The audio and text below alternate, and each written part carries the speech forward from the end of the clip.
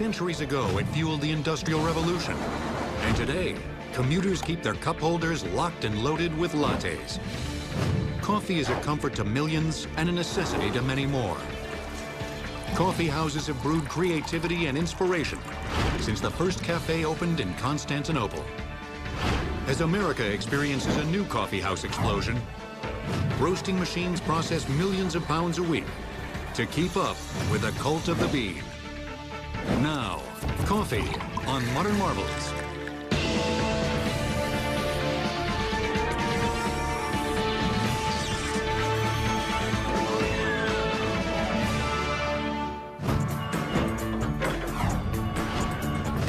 The world currently consumes more than 100 million bags of coffee like these every year.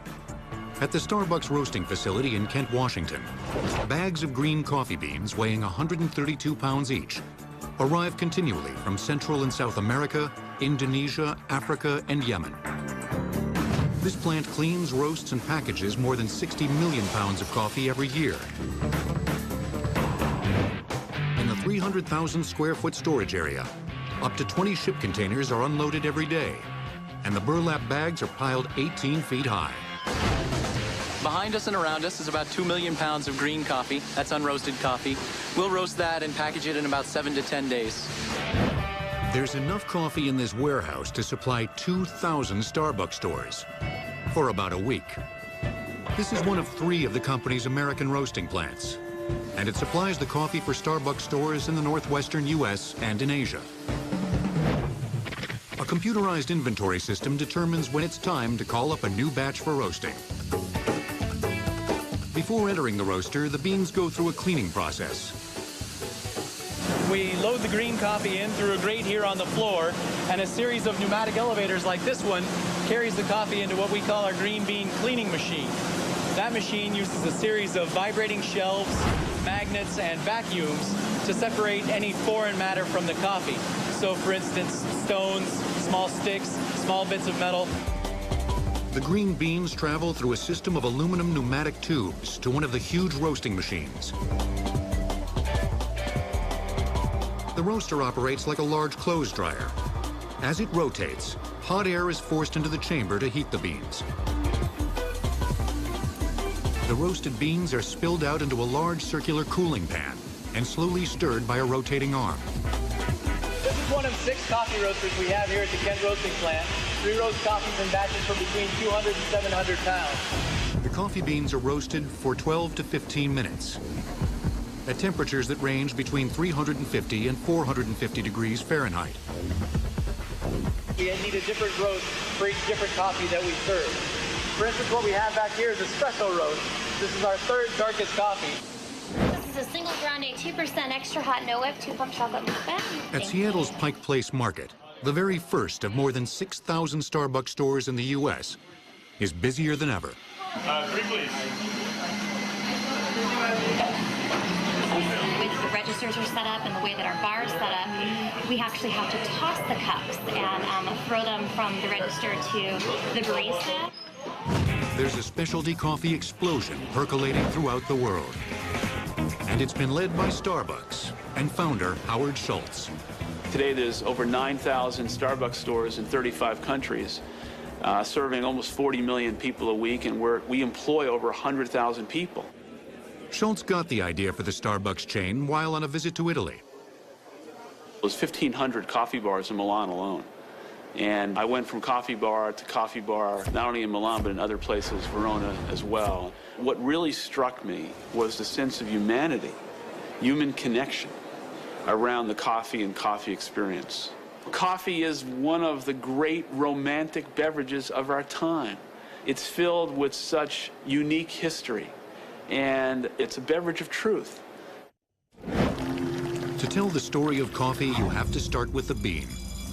But what we call coffee beans are actually coffee seeds. Coffee cherries usually contain 2 of these seeds, which after processing and roasting are ground to make coffee. The first recorded evidence of coffee cultivation comes from Ethiopia at the beginning of the 10th century AD by some estimates, and as early as the 6th century AD by others. Legend has it that a goat herd named Kaldi first discovered coffee's kick when he noticed his goats eating it. Apparently, the goats got jumpy.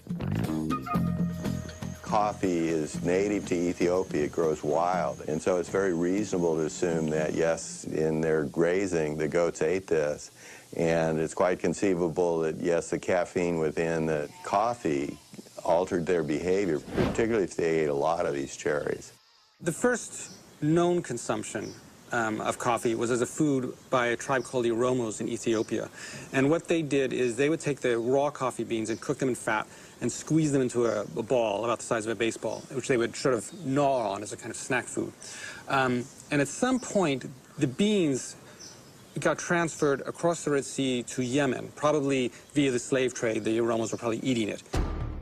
Yemen in southern Arabia is less than 200 miles from Ethiopia, and it's here that coffee trees were first cultivated on plantations in the 15th century.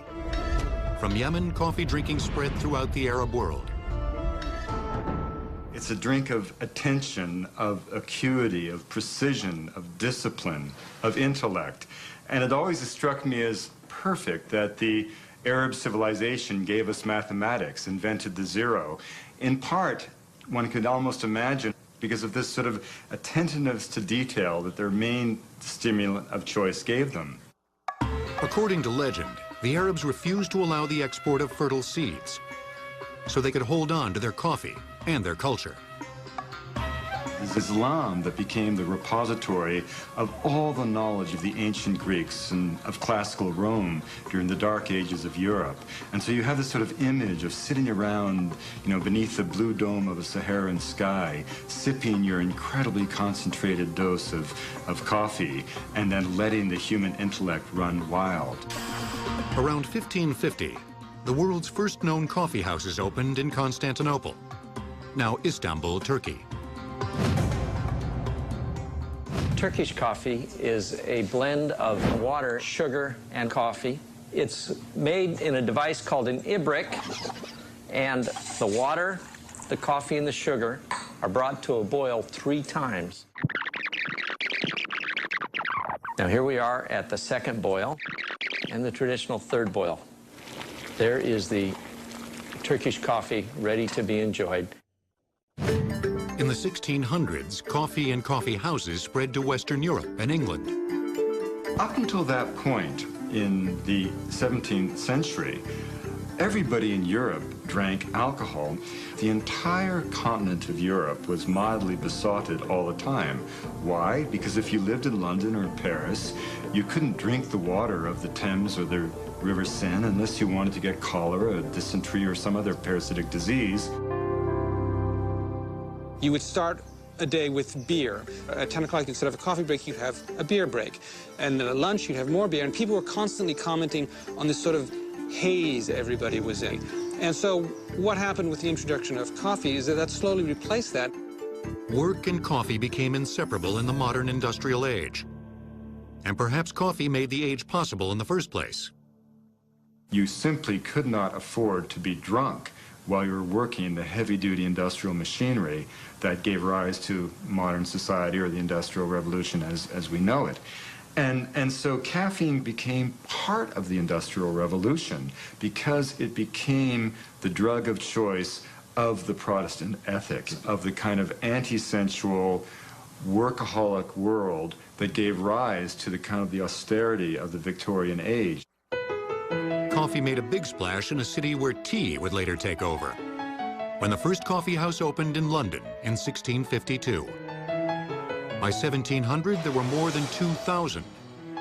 They were called penny universities, because for a penny, you could buy a cup of coffee and spend hours listening to enlightening conversations and debates. The cafes became the center of intellectual discussion, sober intellectual discussion. One of the foundations of modern democracy, the ballot box, first appeared in London's Turk's Head Coffee House, where customers could anonymously cast votes on political controversies. Some London coffee houses became headquarters for powerful business organizations, including Lloyd's of London at Lloyd's Coffee House, the London Shipping Exchange at the Baltic Coffee House, and the East India Company at the Jerusalem Cafe. But it was not just a stimulant for commerce. If you kind of look through the filter of history at the later part of the 17th century, the early part of the 18th century, the entire era is wired on caffeine. You see it in the literature, in the kind of reflexive cynicism of Jonathan Swift, the author of Gulliver's Travels, or A Modest Proposal, in which he suggested a solution to the Irish problem being the feeding of Irish babies to the hungry people of the world. Totally tongue-in-cheek, but a kind of wired caffeine cynicism. Eminent authors like Swift and Alexander Pope, and painters like William Hogarth sipped their coffee at Will's Cafe, while Isaac Newton frequented the Grecian Coffee House.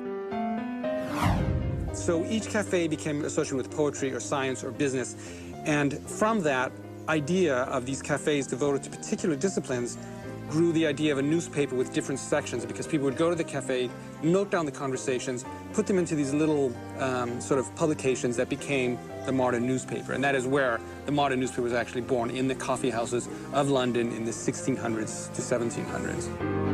Throughout the 1600s, the world's coffee supply came almost entirely from Yemen. But the Dutch, who dominated the world's shipping trade, got their hands on some coffee seedlings and opened plantations in Ceylon in 1658 and Java in 1699. The first coffee house in Paris opened in 1672. Louis XIV was a coffee lover, and in 1714 the Dutch presented him with his own coffee tree, which he cherished. 9 years later, a French naval officer, Gabriel Mathieu de Cleux, took a seedling from the royal tree to Martinique in the Caribbean. Experts say most of the coffee now grown in Central and South America is descended from that single plant. A few of those seedlings would find their way to the Kona district of Hawaii. Coffee plants were first brought to Hawaii from Brazil in 1825 by Chief Boki, the governor of Oahu, on his way back from a voyage to London.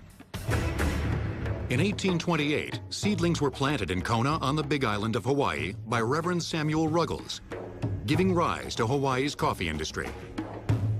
Many Japanese immigrants were among the coffee-growing pioneers in Kona. Many of the Japanese immigrants and their children, they had no other skills. You know, all they knew is coffee. So they just stayed here, and we had bad times, and then we had good times.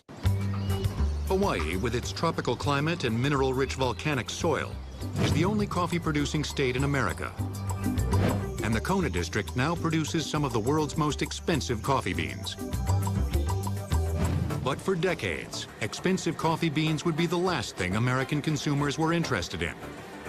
They wanted low-priced coffee, and lots of it.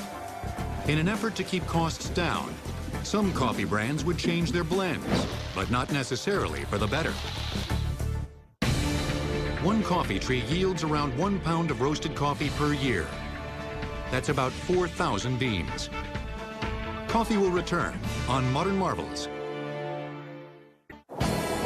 This 100-year-old living history farm, operated by the Kona Historical Society, grows and processes coffee the old-fashioned way. Was a technology that was developed by the Japanese first generation and second generation beginning in the 1920s. So this was a small family mill. It was meant primarily to process the ripe coffee fruit into a dried product called parchment.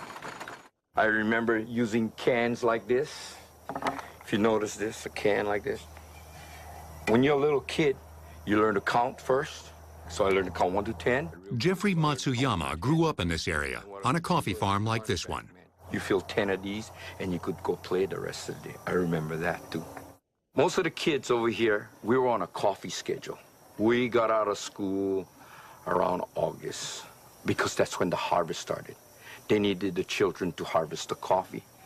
After picking, coffee cherries were taken to the farm's kuriba, or processing shed.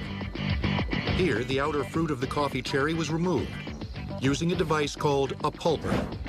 I'd like to show you how simply it was made. Little piece punched out like this, okay? What this does is squeezes the bean just like this, okay? See how the seeds come out, and the pulp falls out on one side, seeds on the other.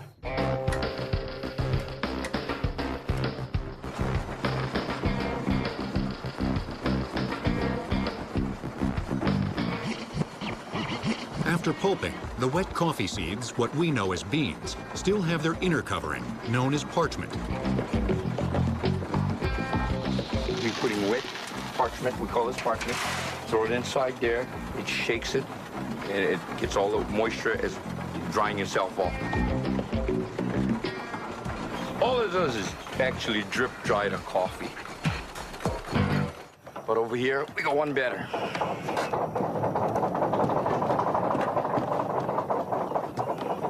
We have a drying platform here, all right? We get the wet beans, drag it out like this. All the way, we start from one end of the platform, keep spreading it out, use a rake like this. No good for oak leaves, but watch what it does to coffee. Look how easy it spreads across. Works really great. Just 3 years after this wet mill was built in Kona in 1926, the Probat factory in Germany manufactured this roaster that Mike Sheldrake, a cafe owner in Long Beach, California, now uses every day to roast coffee. This is a 1929 vintage German coffee roasting machine.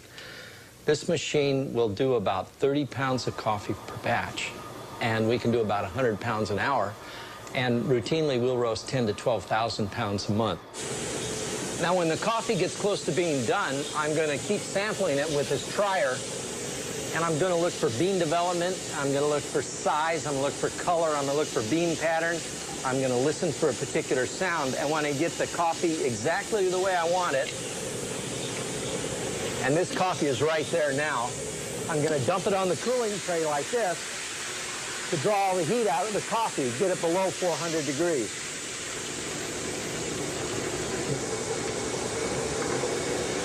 That's as good as the coffee is ever going to be. Some of America's best-known coffee brands started out much like this.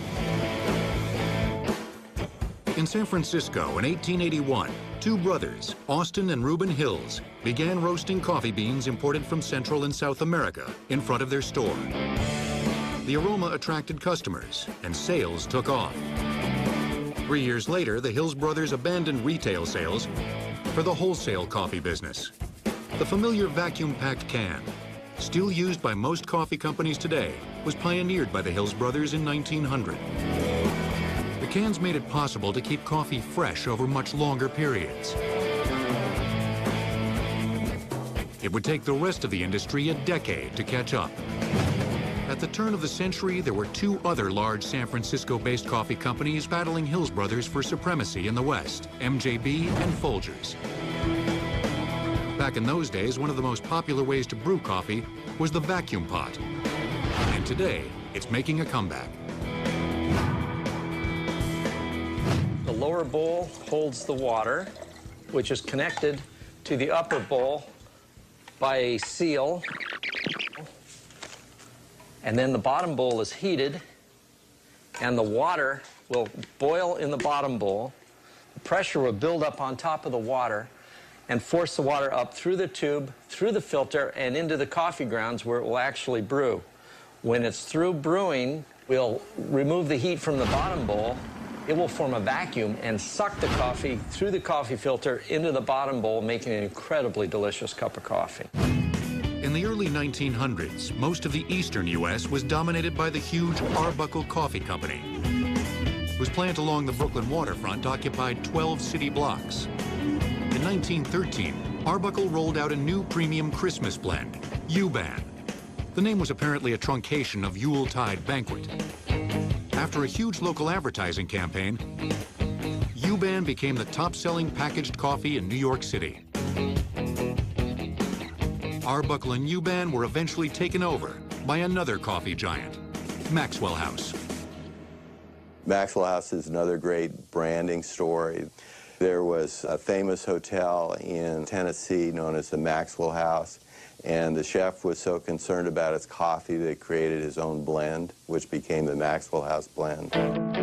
The growth of big coffee in the U.S. coincided with the growth of big advertising.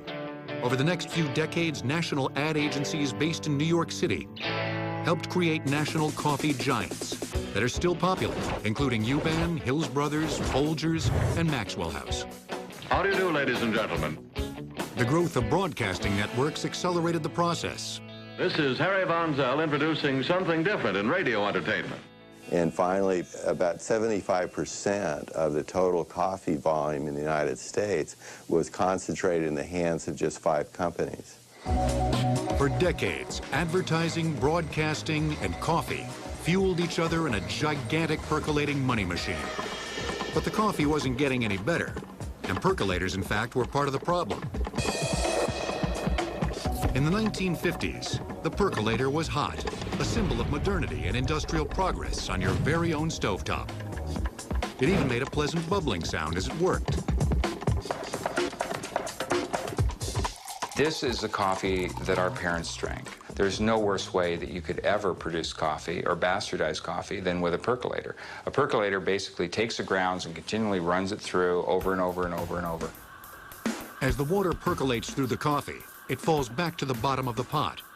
There, it's reheated and forced back through the pumping system, over the coffee grounds again. Over-percolating can make the coffee undrinkable. The 2 really bad things are reheating the coffee, because that changes it chemically, and then rebrewing that coffee through the coffee grounds. To make matters worse, according to experts, the quality of some major coffee brands sold in supermarkets was declining. Experts say price competition drove some leading brands to put cheaper and cheaper grades of ground coffee in their cans. And it was after these businesses were sold and the families were no longer in control that then the accountants took over. And the assumption was, well, if we save a few pennies on the blend cost, it's millions of dollars on the bottom line, and the consumers won't notice. Some well-known brands began adding more of the inexpensive Robusta coffee beans to their blends. There are 2 types of beans that are commercially grown. One is Robusta and one is Arabica. The Robusta coffee is the low-grade quality coffee that is found in instant coffee, and in many ways the commercial coffee that America's been drinking for the past 50 years. And Americans did not know any better. Widely grown in Vietnam and parts of Africa, Robusta plants resist disease and are easier to grow. They contain much more caffeine than the higher-priced Arabica beans, but produce a harsh, flat, and bitter brew. America was drinking swill. And I would like to say that Starbucks, in many ways, created a sense of awareness and a trial vehicle for people to recognize that there was something else. Good quality or bad, millions of people in America and around the world need their morning cup of coffee. No matter how it tastes, much of coffee's popularity has to do with caffeine, a drug that stimulates the production of adrenal hormones. That causes a rise in blood sugar, producing the lift the coffee provides. Insulin is then secreted by the body, causing sugar levels to return to normal. Most health experts say moderate coffee consumption is safe, but excessive amounts could cause problems. Coffee's been one of the lubricants of the industrialized world, and it's really the role that caffeine plays in stimulating our central nervous system and making us speak more clearly, think more clearly, improves our motor skills. It really lends itself to all of the activities that we normally undertake as part of an industrialized society. The majority of coffee consumers still buy the lower-priced cans of ground coffee at the supermarket. But sales of so-called specialty or gourmet coffees are growing. And in dollar value, this represents about half of coffee sales in the U.S. In 1960, overall per capita consumption of coffee in America was 15.5 pounds annually. Today, it's only 57% of that, less than 9 pounds annually. The reason the consumption declined in the United States is that the commercial blends began to undermine their quality by introducing more and more lower grades, and particularly more and more Robusta-type coffees. And so the consumer very predictably responded by consuming less of the product. It would take the ultimate coffee-making machine, the modern espresso machine, to create a new passion for great coffee. The largest retailer of cups of coffee in America is Dunkin' Donuts, which sells about 1 billion cups a year, or 30 cups every second. Coffee will return on Modern Marvels. Here in the cupping department at Starbucks corporate headquarters in Seattle, coffee tasters sample beans at various stages, from delivery to roasting to packaging. The cupping room is the nerve center, really, for any coffee company, because it's where all the quality evaluations are made. Cupping is an art, essentially. And we take a certain amount of coffee and we roast it, grind it, and put it into a glass. And then we take nearly boiling water and pour over the top of that. And we leave the grounds in there so you get all of the intensities, all of the aromas, all of the flavors. On a busy day, the department tastes as many as 800 cups. If they drank all the coffee they sipped, they'd probably never get any sleep. But just as professional wine tasters do, cuppers spit out most of the liquid, creating coffee in much the same way as a glass of Chardonnay. There's a lot of similarities. We use terms like buttery, nutty, caramelly, a lot of different things you would find both in wine and in coffee. Got a lot of room to it. Yeah, like a dark room. Yeah, it's very nice. Plenty of cupping goes on at the Specialty Coffee Association of America, based in Long Beach, California. It teaches people how to become tasting pros. We've taken what had been a tradition or sort of an art form that we call cupping and translated that into a very specific science. What's going on right now is 10 of some of the best cuppers in Colombia are here through a U.S. aid-funded government fund. And they're here doing a training on how to use some of the standards that we use to assess quality. So that it covers the entire palate, the coffee is sipped vigorously and loudly. When you first get started with cupping, a lot of people end up kind of choking on some of the coffee, but you get used to it after a while. Usually the louder it is, the better you are.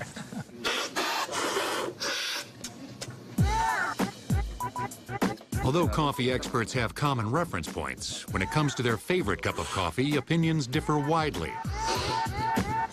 For me, it's coffee from Indonesia, Sumatra, Java, Sulawesi, New Guinea. My favorite way would be a quadruple espresso, probably made with Brazilian espresso, being scented with cardamom. I don't want to drink a big, heavy Sumatra at 6 o'clock in the morning. I like a lighter coffee. I like an East African coffee then. My favorite coffee is Ethiopian coffee, without a doubt. I tend to take use a drip machine to make coffee in the morning, and I always choose beans that are Colombian. I personally use the French press, the press method, which is kind of similar to what we call the old cardboard coffee. The method of preparation I prefer is the French press because you get the intensity of the flavor. This is a French press coffee brewer, and it's very simple to operate. You just put your coffee grounds in the pot, and then you fill the pot with hot water, and you want your water to be as close to 200 degrees as possible to get full extraction. And then you just use this metal filter that's reusable, and you just press the grounds down to the bottom, and you create a fresh cup of coffee that has all the oils and all the sediment and all the flavor that was originally in the coffee bean. Undoubtedly, the most expensive way to make coffee is to use one of these $6,000 commercial espresso machines. It's very important when you extract this coffee that you see very, very, very, very thin strands of coffee coming out, often the size of strands of spaghetti. The color we're seeing right now is a very, very deep rust color, and that's the color we want to see. It wasn't until 1948, in Milan, that the espresso machine as we know it was perfected. Cafe owner and tinkerer Achille Gaggia came up with the secret, which involves the use of a heavy spring and a piston. This combination forces hot water through finely ground coffee much more rapidly than steam pressure alone, which old-fashioned espresso makers relied on. The piston and spring produce a much faster, and experts say superior, extraction of the coffee's flavor. Some of the components on an espresso machine would be, first of all, the boiler. Inside the boiler is a heating element. The heating element will heat up the water, which will create steam pressure. Hot water in the boiler doesn't go into your cup. Instead, it heats up fresh water by means of a heat exchanger. Perhaps the pinnacle of espresso machine art is the cappuccino, a combination of espresso coffee and steamed milk. An original Italian cappuccino, the way the Italians have been making cappuccino forever, you're going to see the coffee in here. One thing that you don't want it to do is to have bitter espresso on the bottom and dry white foam on top.